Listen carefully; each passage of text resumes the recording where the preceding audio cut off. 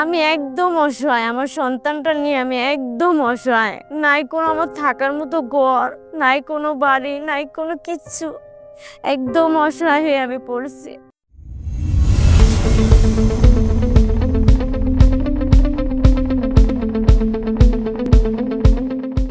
আসসালামু আলাইকুম।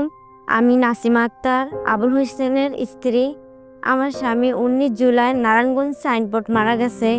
আমার একটা সন্তান আর আমার শাশুড়ি নিয়ে আমরা খুব অসহায় পড়ে গেছি। আমার স্বামী ছাড়া আমাদের আর একজন উপার্জন করা ছিল না। আর আমার স্বামী আমাদের সবকিছু। আমরা ঘর ভাড়া ছিলাম, আমার স্বামী আমাদের ঘর ভাড়া চালাইছে। তো আমার স্বামী মারা যাওয়ার পরে আমরা ঘর ভাড়া দিতে পারি না। আমাদের ঘর ভাড়া দেওয়ার মতো উপার্জন করার তো কোনো লোকই ছিল না। তাই জন্য আমরা ঘর ভাড়া দিতে পারি না দেখিয়া আমরা দেশে এসে পড়ছি। আমাদের দেশে কোনো জায়গা নাই। আমার বোনের বাসা, ভাইয়ের বাসায় নিয়ে আমি থাকি আমার সন্তানটাকে নিয়ে। আমি একদম অসহায় পড়ে গেছি আমার সন্তানটাকে নিয়ে। ১৯ জুলাই আমার স্বামী নারায়ণগঞ্জ সাইনবোর্ড নামাজ পড়তে গিয়ে মারা গেছে। তো সরকারের কাছে এতটুকু আবেদন, আমাদের প্রতি দৃষ্টি আকর্ষণ করুক।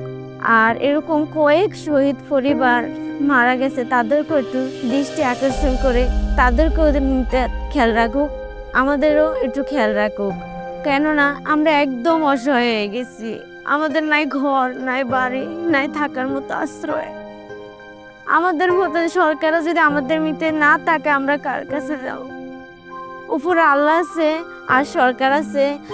আর সরকার যে আমাদের প্রতি একটু দৃষ্টি আকর্ষণ রাখে। আমার সন্তানটাকে আমি মানুষের মতো মানুষ করতে চাই, একটা ভালো পজিশনে দাঁড়া করতে চাই।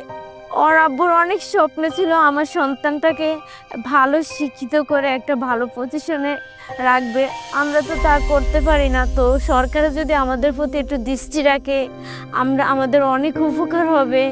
তো সরকারের কাছে এটি আবেদন, আমাদের প্রতি দৃষ্টি রাখুক। এরকম কয়েক শহীদের পরিবার অসহায় পড়ে রয়েছে। তো সরকার যদি সব শহীদের পরিবারের প্রতি একটু খেয়াল রাখে, আমাদের মতো এরকম পরিবার আর কোনো পরিবার পানির মতো ভেসে যাবে না।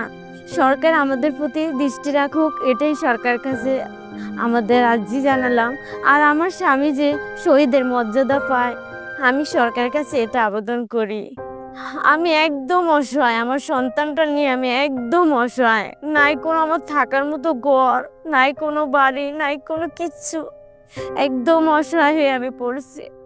তো আমাদের একটা চাকরির ফয়সালা যদি করে দেয়, তো আমরা আমার সন্তানটা নিয়ে আমি দুমুঠো চাল ভাত নিয়ে খাইতে পারবো, বাঁচতে পারবো। সরকারের কাছে এটাই আমার আবেদন।